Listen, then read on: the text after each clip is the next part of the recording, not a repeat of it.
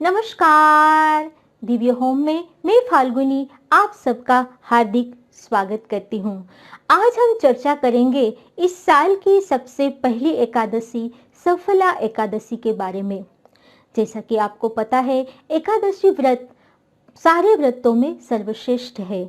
लेकिन इससे पहले कि हम चर्चा आगे बढ़ाए, रोज की तरह मुझे कमेंट बॉक्स में ओम नमो भगवते वासुदेवाय या ओम नमो नारायण लिखें और मेरी चैनल को सब्सक्राइब करें। याद रहे दर्शकों, चैनल को लाइक, शेयर और सब्सक्राइब करना बिल्कुल मुफ्त है। आइए जानते हैं सफला एकादशी का महत्व। पद्म पुराण में भगवान श्री विष्णु युधिष्ठिर को कहते हैं कि जैसे सारे नागों में सर्वश्रेष्ठ शेषनाग है, पक्षियों में गरुड़ है, देवताओं में विष्णु है तथा मनुष्य में ब्राह्मण सर्वश्रेष्ठ है, वैसे सारे व्रतों में सफला एकादशी का व्रत सर्वश्रेष्ठ है।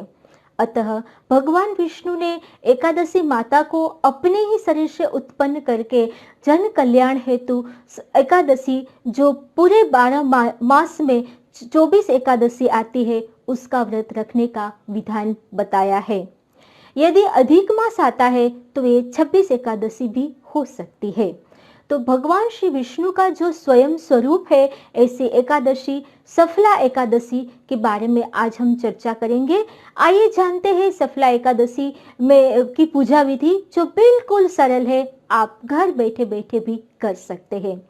सबसे पहले तो सफला एकादशी का शुभ मुहूर्त, कब पारण है, इसका पूरा विवरण मैं स्क्रीन पर भी दूंगी और डिस्क्रिप्शन बॉक्स में भी डालने वाली हूँ।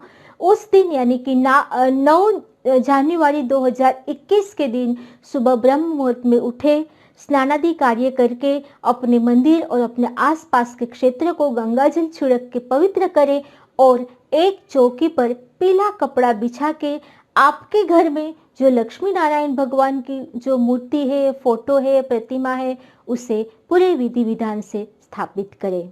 यहाँ विधि विधान का मतलब है 16 उपचार, और वो मैं आपको प्रायः हर वीडियो में देती आई हूँ।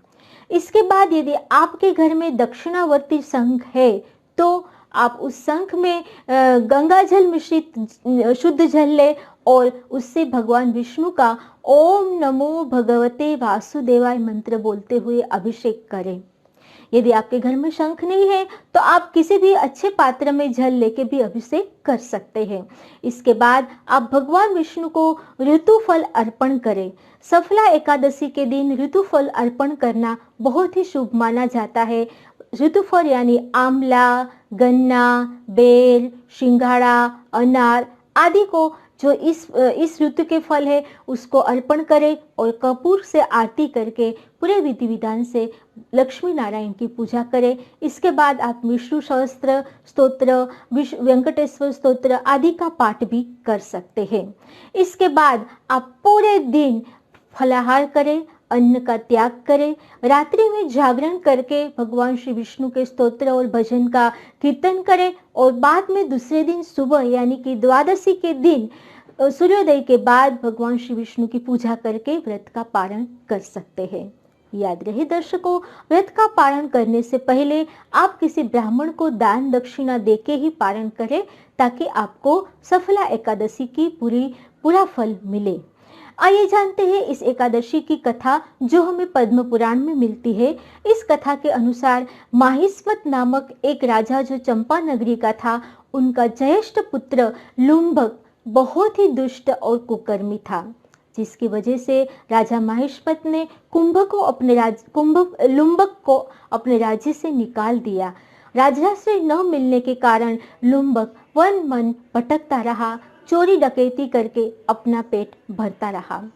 एक दिन उसे पेट भरने के लिए कुछ भी आहार नहीं मिला और ठंड के मारे वो पीपल के पेड़ के नीचे वस्त्रहीन और आहारहीन पड़ा रहा, बेशुद्ध हालत में पड़ा रहा।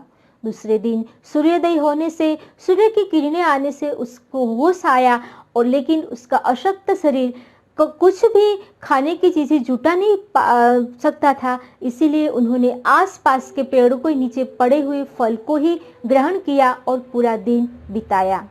इस तरह से अनजाने में ही अनायासी वो सफला एकादशी का व्रत उसने किया और वो दिन था सफला एकादशी का। अतः भगवान श्री विष्णु उस पर प्रसन्न हुए और उन्होंने कहा कि अनायास ही अनजाने में आपने मेरा व्रत किया है, पूरा दिन भूखे रहे हैं, पूरी रात जागरण किया है, अतः मैं आपके ऊपर प्रसन्न हूँ और आपको वापस राज्याश्रय मिले, पुत्र पुत्रादि मिलेगा तथा आप एक सफल राजा के रूप में जाने जाओगे।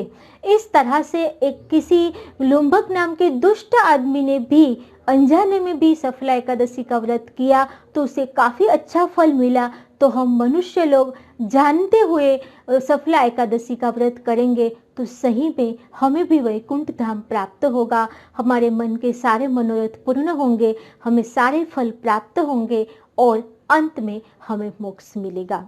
इस तरह से सफला एकादशी के दिन आप पूरे विधि विधान से भगवान विष्णु की पूजा करें। भगवान विष्णु की कृपा आप सब पर बनी रहे, इसी शुभकामना के साथ जुड़े रहिए मेरे साथ दिव्य होम में।